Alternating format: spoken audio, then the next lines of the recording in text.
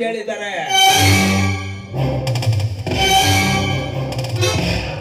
ಈ ಸುತ್ತಮುತ್ತ ತಳ್ಳಿಯ ಪಡ ಹೆಣ್ಣುಗಳ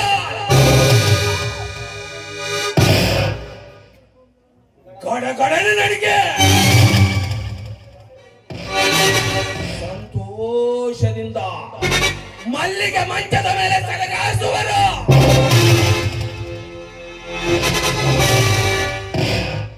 ಇಂಥ ಕಾಮದ ಸರದಾರನಿಗೆ ಆ ಬಡ ಬಿಕಾರಿ ಅವನ ಮಗಳು ಸಾಗರೆ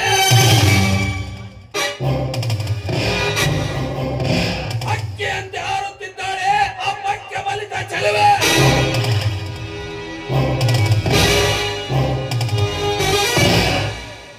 ಭರತ್, ಆ ಸಾಗರಿಯನ್ನು ತಂದು ನನಗೆ ಒಪ್ಪಿಸುವವರೆಗೂ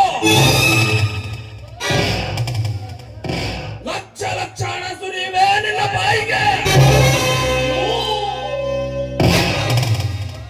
ಆ ಸಾಗರಿಯನ್ನು ತಂದು ನನಗೆ ಒಪ್ಪಿಸದೆ ಹೋದರೆ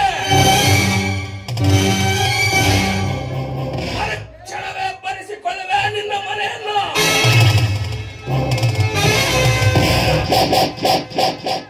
ನಂತರ ನೀನಾಗುವೆ ಬೀದಿ ಬೀದಿ ತಿರುಗಿ ಭಿಕ್ಷೆ ಬೇಡುವ ಭಿಕ್ಷಕ.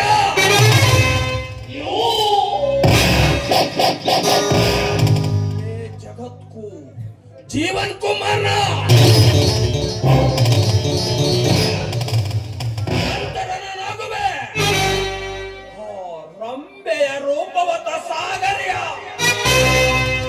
ಬಾಳಿಗೆ ಬಿರುಗಾಳಿ. ಆ ನಂತರ ಸಾಗರಿಯ ನಾನೂದುವ ಪುಂಗಿಯ ನಾದಕ್ಕೆ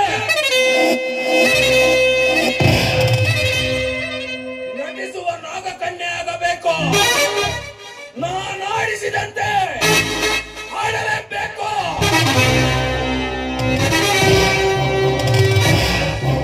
ಇದೇ ಈ ಜಗತ್ತನ ಮೋಸದ ಗುರಿ.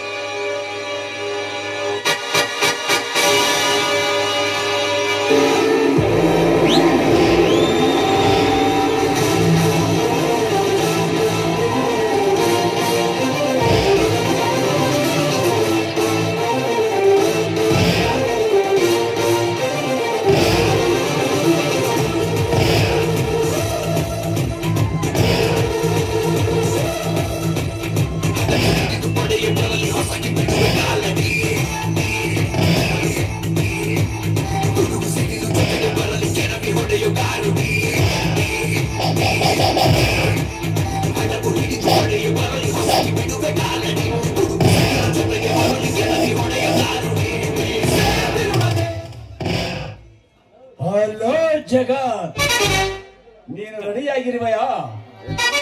ಎಲ್ಲಿಗೆ ಕರೆದುಕೊಂಡು ಹೋಗಿ ನಮ್ಮ ಮಾನವನ್ನು ಕಳೆಯಬೇಕೆಂದುಕೊಂಡಿರುವೆಯೋ? ಜಗತ್, ಏಕೆ ಹುಚ್ಚಾಗಿ ಮಾತನಾಡುವೆಯೋ? ನಿನ್ನೆ ಹೇಳಿದ ವಿಷಯ ನಿನಗೆ ನೆನಪಿನಲ್ಲಿ ಇಲ್ಲವೇ? ನನಗೆ ನೆನಪಿದೆ. ನಾನು ಹೇಳಿದ ವಿಷಯ ನಿನಗೆ ನೆನಪಿರಬೇಕಲ್ಲವೇ? ಒಂದು ವೇಳೆ ನೆನಪಿದ್ದಿದ್ದರೆ ಚುಟಿಕೆ ಚುಟಿಕೆ ಹೊಡೆಯುವುದರೊಳಗಾಗಿ ಆ ಸಾಗರಿಯನ್ನು ತಂದು ನನ್ನ ಕಾಲ ಹಾಕುತ್ತಿದ್ದೆ. ಈ ಕೆಲಸ ನಿನ್ನಿಂದ ಸತ್ತರೂ ಸಾಧ್ಯವಿಲ್ಲ.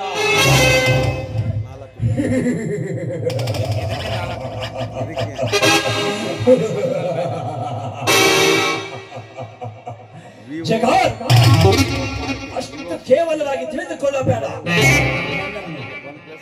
ಆಡದ ಮಾನವವನ್ನು ರೂಢಿ ಒಳಗೆ ಉತ್ತಮನು. ನಾನು ಹಾಗೆ ಮಾಡಿ ತೋರಿಸಿದ ನಂತರ ಹೇಳುತ್ತೇನೆ, ವಯಸ್ಸಾದ ಮುದುಕನಿಗೆ ಯೌವನ ತುಂಬಿದ ಹೆಣ್ಣನ್ನು ಕಟ್ಟಿದರೆ ಅವಳು ಕಂಡವರ ಪಾಲಾಗುತ್ತಾಳೆ. ದಿನ ಕಳೆದಂತೆಲ್ಲ ನಾವು ಸಹ ಮುದುಕರಾಗಿ ಬಿಡುತ್ತೇವೆ. ನಮ್ಮಿಂದ ಏನು ಆಗದು ಭರತ್, ಏನು ಆಗದು.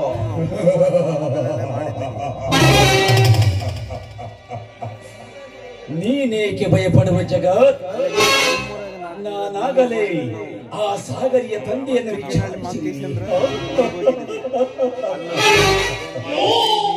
ಏನೆಂದು ವಿಚಾರಿಸಿರುವೆ ಭರತ್? ನಿನ್ನ ಮಗಳನ್ನು ನನ್ನ ತಮ್ಮ ಪುನೀತನಿಗೆ ಕೊಟ್ಟರೆ ಅವರ ಮದುವೆ ಮಾಡುವ ಎಂದು. ಆಗ ಏನೆಂದು ಹೇಳಿದ ಆ ಮುದಿಯ?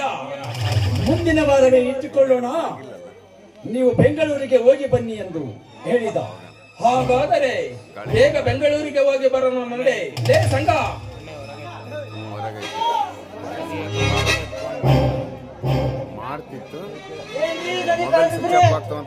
ನಾನು ಹೇಳಿದ ಸಾಮಾನುಗಳನ್ನೆಲ್ಲ ಆ ಸೂಟ್ ಕೇಸಿನಲ್ಲಿ ತೆಗೆದುಕೊಂಡು ಹಾಗೆ ಆ ಸಂಪಿಗೆಯನ್ನು ಕರೆದುಕೊಂಡು ಬಾ. ಎಲ್ಲ ರೆಡಿ ಮಾಡಿದ್ದೇನೆ.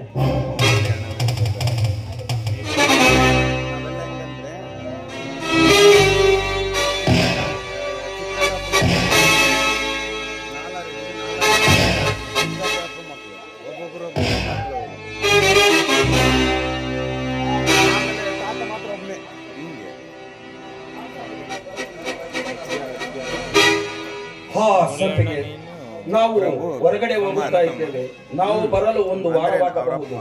ಮನೆ ಕಡೆ ತೋಟದ ಕಡೆ ನೋಡಿಕೊಳ್ಳಲು ಆ ಸಾಗರನಿಗೆ ಹೇಳು. ನೋಡಿ, ನೀವು ಹೋಗಿ ನಿಮ್ಮ ಕೆಲಸವನ್ನ ಮುಗಿಸಿಕೊಂಡು ಆದಷ್ಟು ಬೇಗ ಬಂದು ಬಿಡಿ. ನಮ್ಮ ಕೆಲಸ ಮುಗಿಯುವುದೊಂದೇ ತಡ, ಬೇಗ ಬಂದು ಬಿಡುತ್ತೇವೆ. ತಿಳಿಯುತ್ತೆ ಸಂಪಿಗೆ? ಟಾಟಾ, ಬಾಯ್ ಬಾಯ್.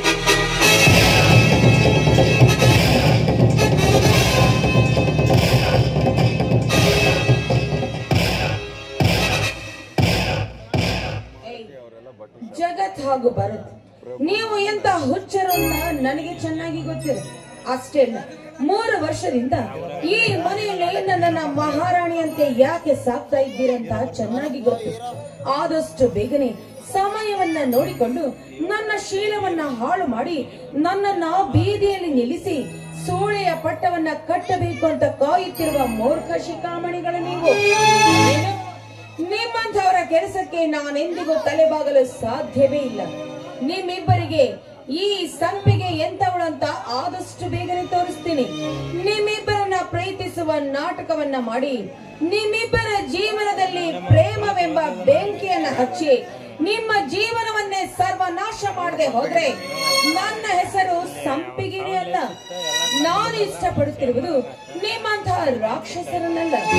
ನಡೆ ನುಡಿಯಲ್ಲಿ ಗುಣದಲ್ಲಿ ಶ್ರೀರಾಮನಂತಿರುವ ಆ ಸಾಗರನನ್ನ ನಾನು ನನ್ನ ಹೃದಯದಲ್ಲಿ ಇಟ್ಕೊಂಡು ಪೂಜಿಸ್ತಾ ಇದ್ದೇನೆ. ಅವನನ್ನ ಮನಸಾರಿ ಪ್ರೀತಿಸ್ತಾ ಇದ್ದೇನೆ. ಇವತ್ತು ಮನೆಯಲ್ಲಿ ಯಾರು ಇಲ್ಲ. ಸಾಗರ್ ಒಳಗಡೆ ಕೆಲಸ ಮಾಡ್ತಿರಬಹುದು. ಅವನನ್ನು ಕರೆದು ಇವತ್ತು ನನ್ನ ಮನಸ್ಸಿನ ವಿಚಾರ ಏನು ಅಂತ ಹೇಳಲೇಬೇಕು. ಸಾಗರ್, ಸಾಗರ್. ಹೇಗೆ ಅಮ್ಮನವರೇ ನನ್ನನ್ನು ಕರೆದ್ರಿ? ಅಮ್ಮನ ಅಲ್ಲ, ಈ ಮನೆಯಲ್ಲಿ ನನಗೇನು ಮಕ್ಕಳಿದ್ದಾರ? ಅಲ್ಲ, ಗಂಡನಿಲ್ಲದೆ ಅದು ಹೇಗೆ ಮಕ್ಕಳು ಬರಲು ಸಾಧ್ಯ? ಏಕಮ್ಮ ಈ ರೀತಿ ಮಾತನಾಡುತ್ತೀಯಾ? ಈ ಮನೆಯ ಶ್ರೀಮಂತ ಮಹಾರಾಣಿಯನ್ನು ಅಮ್ಮ ಅಂತ ಕರೆದ್ರೆ ತಪ್ಪೇನಿದೆ? ಹೌದು, ನೀನು ತಿಳಿದುಕೊಂಡಿರುವುದು ತಪ್ಪೇ.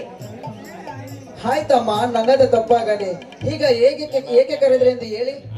ನೋಡು ಸಾಗರ್, ನಿನ್ನಲ್ಲಿ 1 ವರ್ಷದಿಂದ ನಾನು ಮುಚ್ಚಿಟ್ಟಿರುವ ಒಂದು ವಿಷಯವನ್ನ ಹೇಳಬೇಕಾಗಿತ್ತು. ಅದಕ್ಕಾಗಿಯೇ ನಾನು ನಿನ್ನನ್ನ ಕರೆದಿದ್ದೆ. ಅದೇನಂತ ಬಿಚ್ಚಿ ಹೇಳಮ್ಮ. ಅದೇನಂತ ಆಗುದಾದ್ರೆ ನಡೆಸಿಕೊಡುತ್ತೇನೆ. ಹಾಗಂತ ನೀನು ನನ್ನ ಕೈ ಮೇಲೆ ಕೈ ಹಾಕಿ ಮಾತು ಕೊಡು.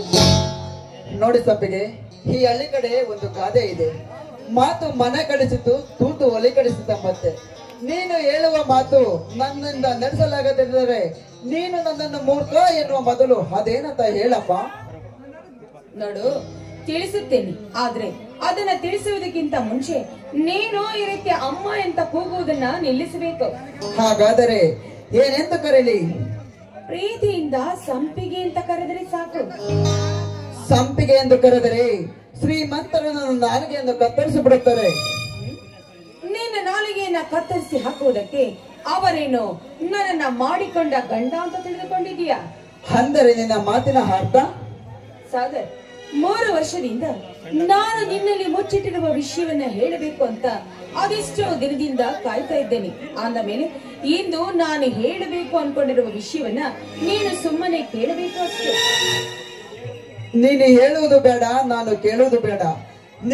ನಿಮ್ಮ ಮಾತನ್ನು ಕೇಳಿ ತಗೊಳ್ತಾರೆ ತಿನ್ನುವ ಅನ್ನವನ್ನು ಕಳೆದುಕೊಳ್ಳುವ ಪರಿಸ್ಥಿತಿ ನನಗೆ ಬಂದು ಬಿಡುತ್ತದೆ. ನೀನು ಹೇಳುವುದು ಬೇಡ, ನಾನು ಕೇಳುವುದು ಬೇಡ. ನನ್ನ ದಾರಿಗೆ ನಾನು ಹೋಗಿಬಿಡುತ್ತೇನೆ. ದಾರಿ ಬಿಡಮ್ಮ. ನಡು, ನನಗೆ ತಂದೆ ತಾಯಿ ಯಾರು ಅಂತಾನೆ ಗೊತ್ತಿಲ್ಲ. ನಾನೊಬ್ಬಳು ಮತ್ತೊಬ್ಬರ ಮನೆಯಲ್ಲಿ ಬೆಳೆದಿರುವ ಅನಾಥ ಹೆಣ್ಣು ನಾನು. ಅದೇನಂತ ಬೇಗ ಹೇಳು. ನೋಡು ಸರ್, ಅನಾಥಾಶ್ರಮದಲ್ಲಿ ಒಂದು ದಿನ ಸ್ವಾಮೀಜಿಯವರು ಒಂದು ಪತ್ರವನ್ನ ಕೊಟ್ಟು ನನಗೆ ಪೋಸ್ಟ್ ಮಾಡಿ ಬಾ ಅಂತ ಹೇಳಿದ್ರು. ಆಗ ನಾನು ಪೋಸ್ಟ್ ಮಾಡಬೇಕು ಅಂತ ಪೋಸ್ಟ್ ಆಫೀಸ್ಗೆ ಹೋದಾಗ ಈ ನೀಚ ಕಾಮುಕ ಭರತ್ ನನ್ನನ್ನ ಕಿಡ್ನಾಪ್ ಮಾಡಿಕೊಂಡು ಬಂದು ಆ ಜಗತ್ ಮನೆಯನ್ನ ಸೇರಿಸಿದ. ಭರತ್ ನಿನ್ನನ್ನು ಕಿಡ್ನಾಪ್ ಮಾಡಲು ಕಾರಣ? ಅದೇ ಆ ಕಾರಣ ಏನು ಅಂತಾನೆ ನನಗೆ ಗೊತ್ತಿಲ್ಲ. ಆದ್ರೆ ಅಷ್ಟೇ ಅಲ್ಲ, ಈ ಜಗತ್ ಹಾಗೂ ಬರುತ್ತಿದ್ದಾರಲ್ಲ, ಇವರು ನಮ್ಮಂತ ಬಡ ಹೆಣ್ಣು ಮಕ್ಕಳನ್ನ ಕರೆದುಕೊಂಡು ಬಂದು ಪರದೇಶಕ್ಕೆ ವ್ಯಾಪಾರಕ್ಕಾಗಿ ಮಾರಾಟ ಮಾಡುತ್ತಾರೆ. ಇದೇ ಇವರ ವ್ಯವಹಾರ ಕೂಡ. ಅವರು ದಳ್ಳಾಳಿಗಳೇ ಸರಿ. ಅವರೇಕೆ ಈ ಮನೆಯಲ್ಲಿ ಮಹಾರಾಣಿಯಂತೆ ಬೆಳೆಸಿದರು ನಿನ್ನನ್ನು? ಅವ್ರು ಯಾಕೆ ನನ್ನನ್ನ ಮಹಾರಾಣಿ ತರ ನೋಡ್ಕೊಂತ ಇದ್ದಾರೆ ಅಂತ ನನಗೂ ಕೂಡ ಅರ್ಥ ಆಗ್ತಾ ಇಲ್ಲ. ಆದ್ರೆ ಒಂದು ದಿವ್ಸನು ನಾನು ಈ ಮನೆಯಲ್ಲಿ ಒಂಟಿಯಾಗಿದ್ದೀನಲ್ಲ, ಅವ್ರೇನಾದ್ರೂ ಮನಸ್ಸು ಮಾಡಿದ್ರೆ ನನ್ನ ಶೀಲವನ್ನೇ ಹಾಳು ಮಾಡಿ ಬೀದಿಯಲ್ಲಿ ಹಾಕಿಬಿಡ್ತಾ ಇದ್ರು. ಅವರು ನನ್ನ ಮುಂದೆ ಆ ರೀತಿ ದೃಷ್ಟಿಯಿಂದ ನೋಡೇ ಇಲ್ಲ ಸಾಗರ್. ಒಳ್ಳೆಯದು ಬಿಡಿ. ನಿಮ್ಮನ್ನು ಆ ದೇವರು ಚೆನ್ನಾಗಿ ಕಾಪಾಡಿ. ನಾನು ಹೋಗಿ ಬರುತ್ತೇನೆ. ಇವತ್ತು ಈ ರಾತ್ರಿ ನೀವು ಹೋದ್ರೆ ನಾಳೆ ನೀವು ನನ್ನ ಶವವನ್ನ ನೋಡಬೇಕಾಗುತ್ತದೆ ಅಷ್ಟೇ.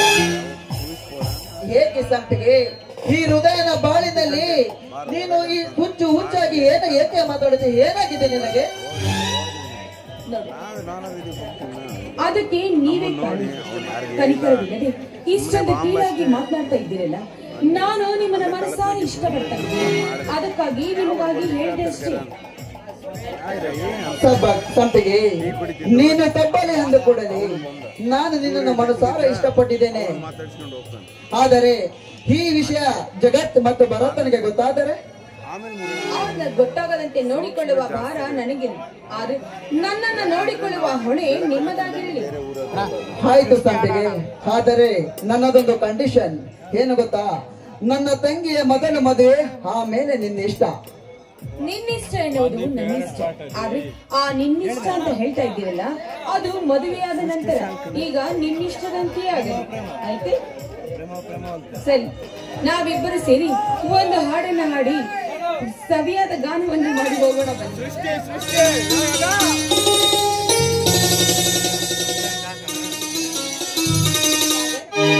ಇಲ್ಲ ನೋಡಿ, ಬಹಳ ದಿನಗಳಿಂದಲೂ ನಾನು ನಿಮ್ಮನ್ನ ಮನಸಾರೆ ಪ್ರೀತಿ ಮಾಡ್ತಾ ಇದ್ದೀನಿ. ಆದ್ರೆ ಅದನ್ನ ಹೇಳಿಕೊಳ್ಳುವ ಅವಕಾಶನೇ ಸಿಗ್ಲಿಲ್ಲ. Sagar, I love you Sagar, I love you so much. I love you. ಇದು ಇಷ್ಟೇ, ಇದು సృష్టి సాంగ్స్ చెప్పారు కదా వానికి ఇష్టం అంటే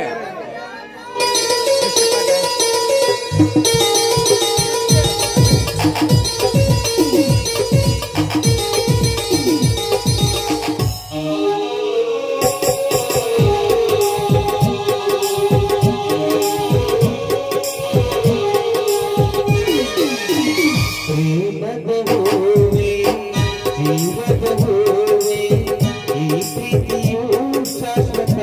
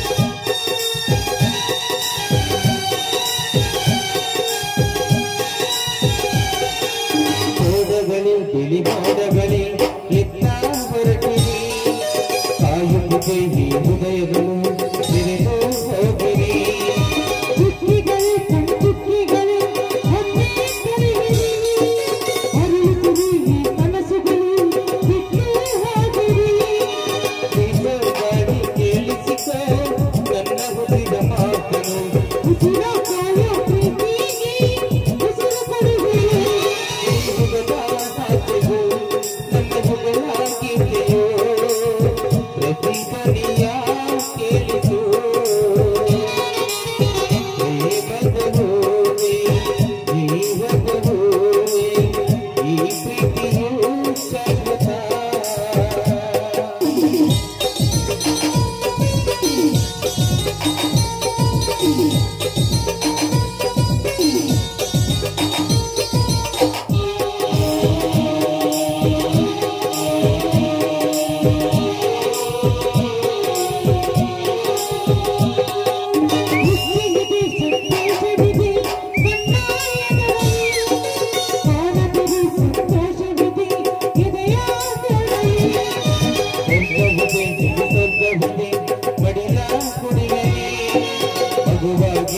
ನಗುವಾಗಿ ಹೃದಯ ಹಾಡಲಿ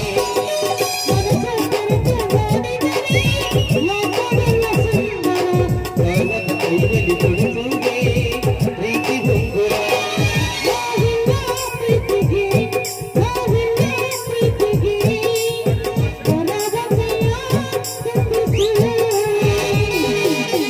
ಪ್ರೇಮದ ಹೂವೆ ಜೀವದ ಹೂವೆ ಈ ಪ್ರೀತಿಯು ಶಾಶ್ವತ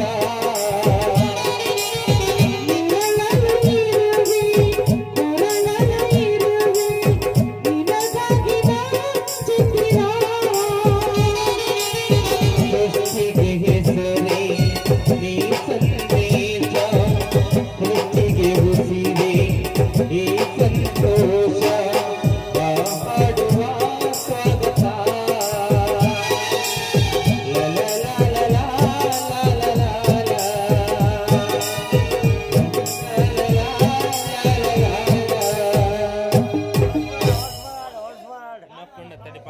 ಸಂಪಿಗೆ ನನ್ನ ಪ್ರಾಣಕ್ಕಿಂತ ಹೆಚ್ಚಾಗಿ ಆಸೆ ಇಟ್ಟುಕೊಂಡಿರುವ ನನ್ನ ತಂಗಿಯನ್ನು ನೋಡಿಕೊಂಡು ಓಡೋಡಿಗೆ ಬರುತ್ತೇನೆ ಮತ್ತೆ ಒಂದ್ ನಿಮಿಷ ಇರಿ ನೋಡಿ ನಿಮಗಾಗಿ ಸಿಹಿ ಅಡಿಗೆಯನ್ನ ಮಾಡ್ತೀನಿ ಊಟ ಮಾಡ್ಕೊಂಡು ಹೋಗಿವ್ರಂತೆ ಆಯ್ತು ಸಂಪಿಗೆ ಹೋಗಿ ಬರುತ್ತೇನೆ ಬಾಯ್ ಸಾಗರ್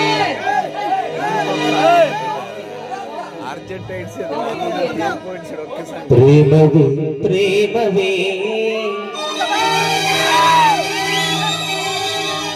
ಪ್ರೀತಿಯ ರಾಗವೇ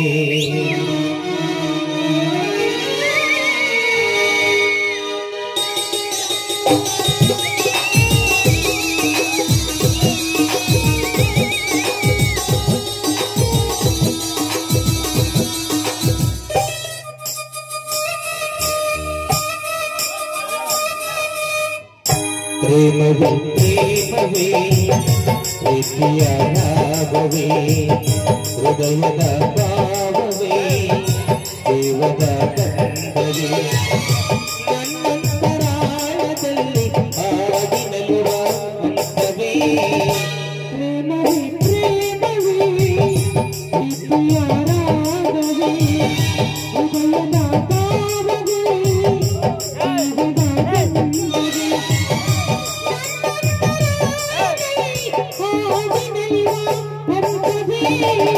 ಪ್ರೇಮವೇ ಪ್ರೇಮವೇ ಪ್ರೀತಿಯ ರಾಗವೇ ಹೃದಯದ ಭಾವವೇ ದೇವದ ಬಂಧವೇ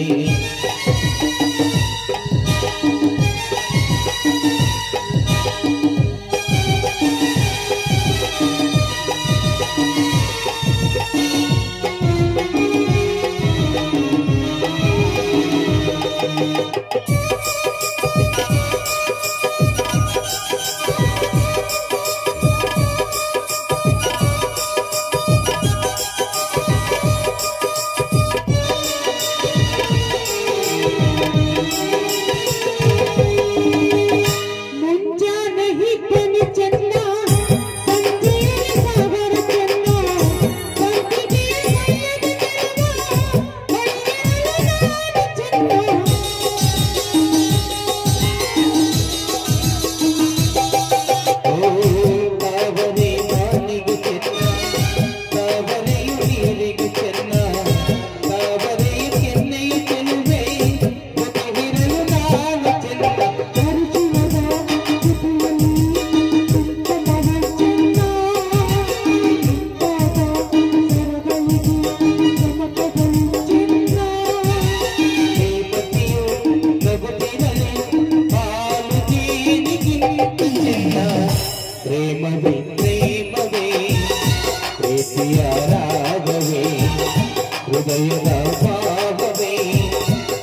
ಜೀವದ ಬಂಧವೇ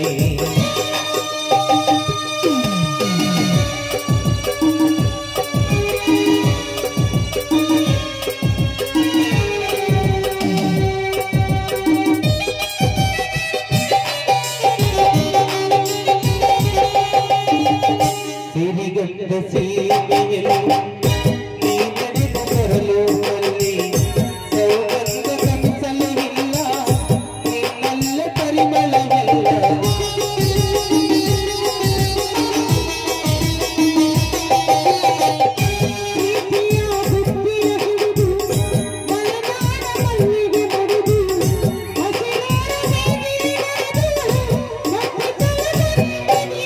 ಪರಿಮಳದ ಕಲ್ಲಂಗದಿನ ಇರಿಸುವೆನು ನಿನ್ನ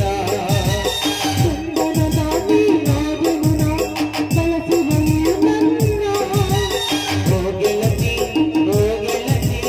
ನೀನೆ ನನ್ನ ಪ್ರಾಣ ಗೆಳತಿ ಪ್ರೇಮವೇ ಪ್ರೇಮವೇ ಪ್ರೀತಿಯ ರಾಗವೇ ಹೃದಯದ ಭಾವವೇ ಜೀವದ ಬಂಧವೇ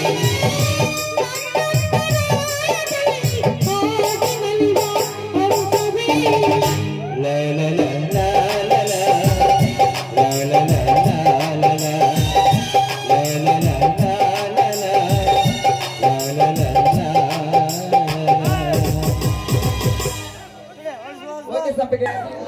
ಸಾಗರಿ ನಮ್ಮ ಮದುವೆ ವಿಷಯ ನಿನ್ನ ಅಣ್ಣನನ್ನು ಕೇಳಬೇಕಂತ ಸಾಕಾಯ್ತು.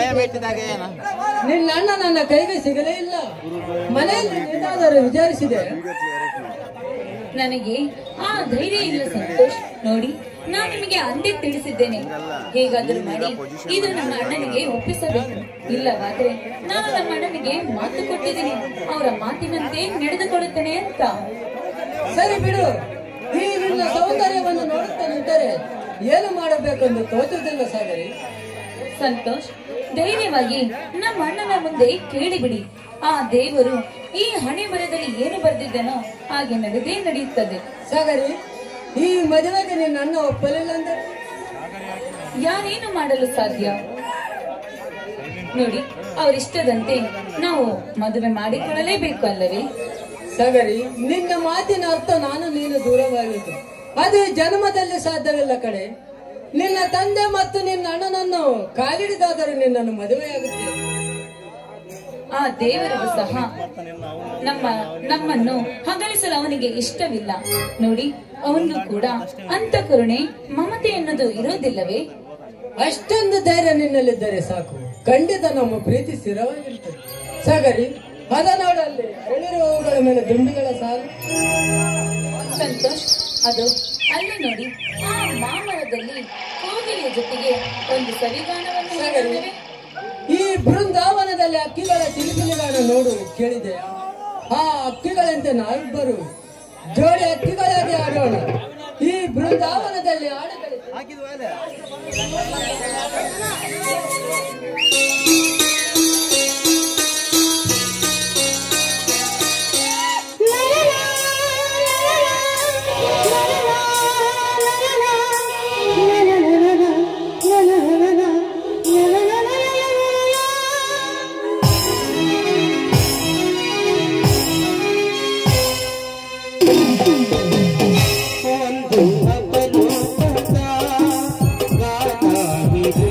ನಮ್ಮ ಹೊಲಗಾಲ